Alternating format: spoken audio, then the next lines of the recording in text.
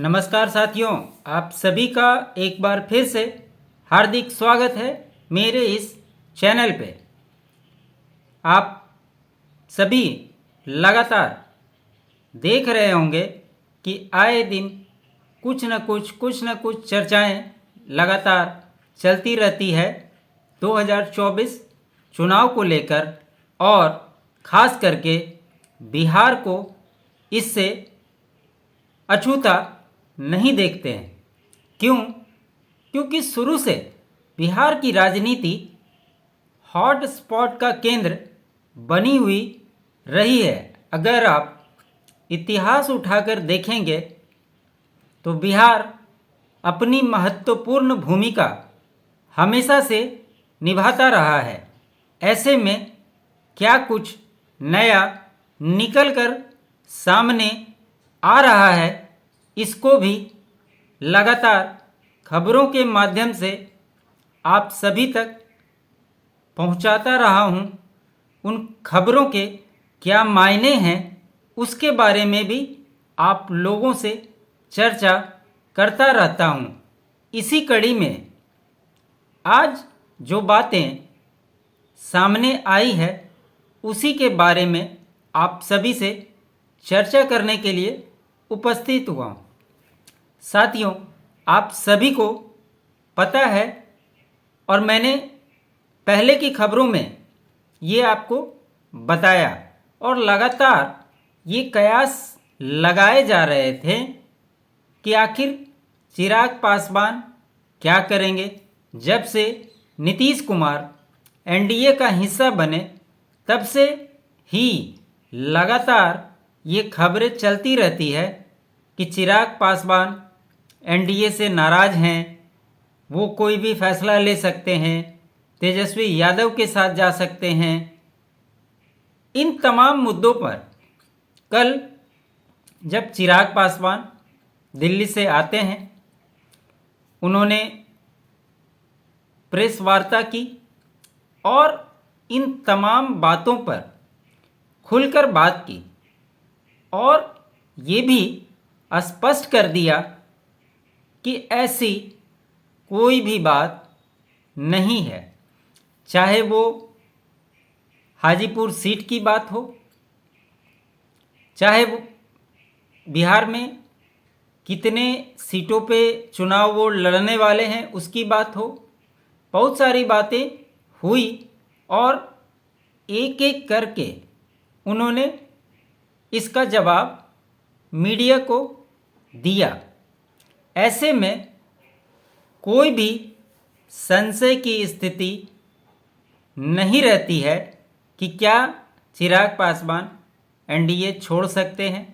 और मैंने पहले भी आप सभी साथियों को बताया है कि चिराग पासवान एनडीए के लिए और आने वाले समय में बिहार के लिए एक महत्वपूर्ण नेता के रूप में अपने नाम को स्थापित किए हैं, और आने वाले समय में इसकी महत्व आप सभी को दिखाई देंगे। ऐसे में जो पशुपति पारस, उनके चाचा ने जो बयान दिया था पटना के बैठक में, उसके बारे में भी उन्होंने खुलकर बोला। और लगातार एक बात को वो हमेशा बोलते हैं कि कोई भी दल जब गठबंधन में होते हैं तो उनको गठबंधन धर्म का पालन करना चाहिए।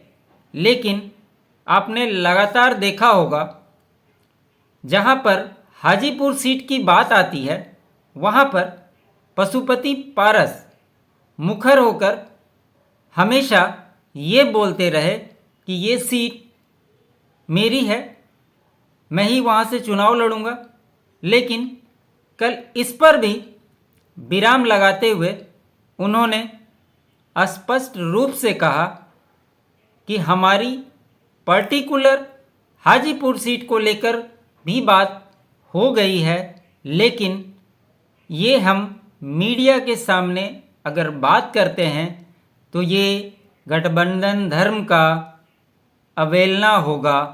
इसलिए आप निश्चिंत रहें। और जिस प्रकार से उनका बॉडी लैंग्वेज बता रहा था बात करते हुए, ये स्पष्ट होता हुआ दिख रहा है कि उनकी जो डिमांड थी, उन्हें जो चाहिए था, वो सारा कुछ उन्हें मिल गया है। ऐसे में और पहले भी लगातार मैं ये कहता रहा हूँ कि सीटों को लेकर चिराग पासवान के लिए एनडीए में कोई भी संशय की स्थिति नहीं है।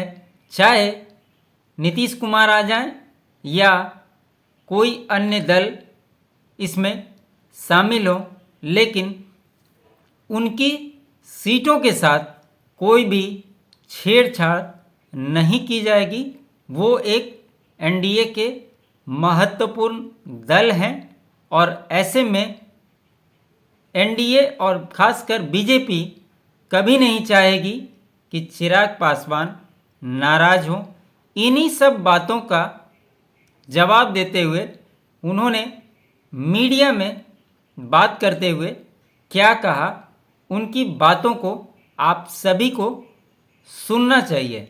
इसलिए मैं उन बातों को आप सभी को सुनवाता हूँ। जनप्रतिनिधि को, किसी भी नेता को ज़्यादा से ज़्यादा जनता के बीच रहना चाहिए। ऐसे में जब वो यात्रा पे निकले हैं तो यकीनन उनको भी इस बात का अनुभव होगा कि पिछले 17 महीनों में उनकी सरकार ने क्या किया और जनता के बीच वो अपनी बातों को कितना पहुंचा पाए। इस यात्रा से उनकी भी समझ में ये बातें आएंगी।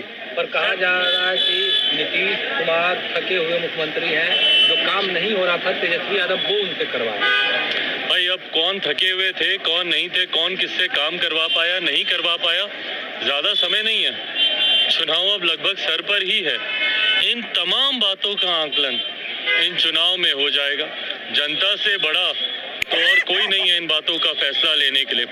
तो जब हम लोग चुनाव की दहलीज पर हैं तो कौन थके हुए हैं, किसने कार्य किया, किसने कार्य नहीं किया, 17 साल में क्या हुआ, 17 महीने में क्या हुआ, 35 सालों में क्या हुआ, क्या नहीं हुआ, इन तमाम बातों का आकलन जनता के द्वारा इसकी समीक्षा की जाएगी और परिणाम भी जल्द सामने आ ही जाएंगे। आपने 11 प्रभारियों की सूची जारी की है, क्या ये डायरेक्टली मैसेज है एनडीए और बीजेपी को? Of course not. किस बात का मैसेज देना है? 11 ऑफ कोर्स नॉट। ये 11 वो सीटें हैं जो डेफिनेटली, देखिए, जब आप नेगोशिएशंस करते हैं, जब आप सीट शेयरिंग पे जब आप चर्चा करते हैं, बातें करते हैं, तो आप बफर भी रखते हैं। ये नहीं तो इसके बदले ये नहीं तो इसके बदले ये। समीकरण के हिसाब से कई ऐसी सीटें हैं जो आपको लगता है, आपके जनाधार के हिसाब से, आपके संगठन के हिसाब से, जो आपको लगता है कि समीकरण जिसमें आप चुनाव लड़ रहे हैं उसमें वो सीटें आपके खाते में आ सकती हैं, या जो सीटें हैं अगर अदला बदली होती है तो कौन सी आ सकती हैं। और ये तो अभी 11 की बात है। बाकी की भी जितनी सीटें हैं, 40 के 40 सीटों पर हम लोगों के लोकसभा, हम लोग के चुनाव प्रभारी उन लोकसभा में जाएंगे। और मैं बार बार इस बात को कहता हूं कि मैं सिर्फ अपनी सीटों पर ही ध्यान दूं और मेरे गठबंधन को, मेरे संगठन का लाभ ही ना मिले तो फायदा क्या गठबंधन में होने का।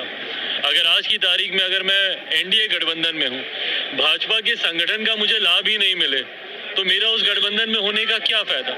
उसी तरीके से जिस गठबंधन का हिस्सा हम लोग हैं, हमारे सहयोगी को भी उसका उतना ही लाभ मिले, उस सोच के साथ हर जिले में, हर लोकसभा में हमारा संगठन मजबूत हो, उस सोच के साथ ये जिम्मेदारी पार्टी के वरिष्ठ पदाधिकारियों को दी गई है। आने वाले दिनों में और सूची भी आप देखेंगे जिसमें बाकी की जितनी बची हुई लोकसभा है उसका भी जिक्र किया जाएगा। आप और आरएलजेपी दोनों एनडीए के जो है सदस्य हैं, लेकिन आरएलजेपी की तरफ से बार बार आपको लेकर के बयान आता है कि आप एनडीए में नहीं हैं। सर, बीजेपी भी इस बयान को सुन रही है और कुछ बोल नहीं रही है। भाई कोई फर्क नहीं पड़ता इस बात से, कौन एनडीए में है कौन नहीं है, इसका सर्टिफिकेट तो किसी से नहीं चाहिए ना। और अगर सर्टिफिकेट की ही बात है तो फिर वो उस दिन की तस्वीर निकाल के याद कर लें, जब अगर मेरी याददाश्त सही है तो संभवतः 18 जुलाई की वो तारीख थी जब एनडीए की एक बड़ी बैठक एनडीए के 25 साल पूरे होने पर दिल्ली के अशोका होटल में की गई थी, वो बैठक आयोजित, उस बैठक में जिस तरीके से देश के प्रधानमंत्री जी ने गले लगाकर मेरा उस एनडीए की बैठक में स्वागत किया था, तो फिर वो तस्वीरें क्या थी? या तो वो तस्वीरें गलत थी या अब जो कहा जा रहा है वो गलत है।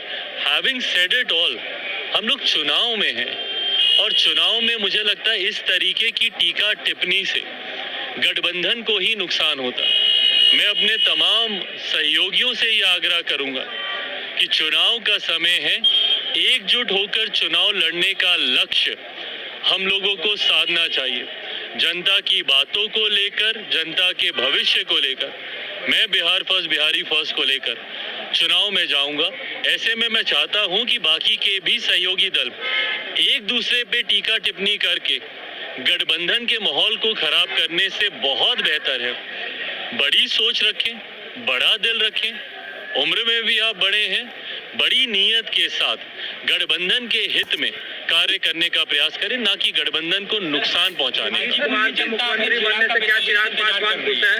हाजीपुर की जनता अपने बेसब्री से अपने चिराग का इंतजार कर रही है। क्या इस बार कहां से चुनाव होगा आपका हाजीपुर से? भाई मैं खुद हाजीपुर के लिए उतना ही बेसब्री से मैं चाहता हूं कि मुझे हाजीपुर में सेवा का वो मौका मिले। मेरे पिता के जाने के बाद मैंने हर संभव प्रयास किया जहां पे मैं हाजीपुर के लोगों के साथ जुड़ पाऊं, उनके कुछ काम आ पाऊं। पुनः मैं दोहराता हूं, ये गठबंधन के भीतर लिए जाने वाले फैसले हैं। मैं गठबंधन की मर्यादा को तोड़ूंगा अगर मैं अंदर की कोई भी बात को पहले सार्वजनिक करूं। गठबंधन के भीतर एक आम राय बनने से पहले गठबंधन में बातचीत हो रही है और जिस पर्टिकुलर विषय का आप जिक्र कर रहे हैं हाजीपुर को लेकर, बातचीत उसको लेकर हो चुकी है। जो दूसरे दावे कर रहे हैं उनकी तो अभी तक बातचीत नहीं हुई, उनको तो संभवतः मिलने का समय भी नहीं दिया जा रहा। तो ऐसे में कौन वहां से चुनाव लड़ता है? पुनः मुझे लगता है अब बहुत ज्यादा दिनों का इंतजार अब बचा नहीं है, हफ्ते 10 दिन के भीतर ही क्लियर हो जाएगा। पासवान जी कह रहे हैं कि नीतीश कुमार जी मुख्यमंत्री बनने के लिए में आप नाराज हैं? नीतीश कुमार जी मुख्यमंत्री बनने? भाई मुझे क्या फर्क पड़ता है, वो तो एनडीए में थे पिछली बार, तब भी मुख्यमंत्री थे। महागठबंधन में उन्हीं का ही फैसला था जाने का, वो तब भी मुख्यमंत्री थे। देखिए मैं बिहार फर्स्ट बिहारी फर्स्ट की सोच के साथ मैं आगे बढ़ रहा हूँ। मेरा विश्वास मेरे प्रधानमंत्री आदरणीय नरेंद्र मोदी जी पर है। उनकी सोच को एक लंबे समय के बाद बिहार को ये सौभाग्य मिला है कि डबल इंजन की सरकार हम लोग को यहाँ पे मिली है। डबल इंजन की सरकार के तहत प्रधानमंत्री जी की सोच को, उनके विकास की नीतियों को धरातल पर उतारने का मौका हम लोग को मिला है। ये एक सुनहरा अवसर है जिसका कम समय में ज्यादा मुझे नहीं पता ऑफर उनका कौन स्वीकारता है नहीं स्वीकारता है, पर जैसा मैंने कहा कि मौजूदा परिस्थिति में जब लोकसभा के चुनाव सर पर हैं, अपने गठबंधन को मजबूती देते हुए जनता से जुड़े हुए विकास के कार्यों को, जनता के मुद्दों को उठाते हुए चुनावी समर में उतरने का अब हम लोग को प्रयास करना चाहिए। ध्यान पूरी तरीके से वहां पे केंद्रित होना चाहिए, ना कि किसी भटकाव की ओर। बातों से आप सबको ये स्पष्ट हो गया होगा कि चिराग पासवान की आगे की रणनीति कैसी है और उनका कहीं से भी बॉडी लैंग्वेज देखकर ये नहीं लगता कि कोई भी असंशय की स्थिति है। ऐसे में आप ये मान के चलें, और जिस प्रकार से उन्होंने पारस को लेकर कहा कि उन्हें तो समय भी नहीं दिया जा रहा है मिलने का, चीज़ें स्पष्ट होती हुई दिखाई दे रही है।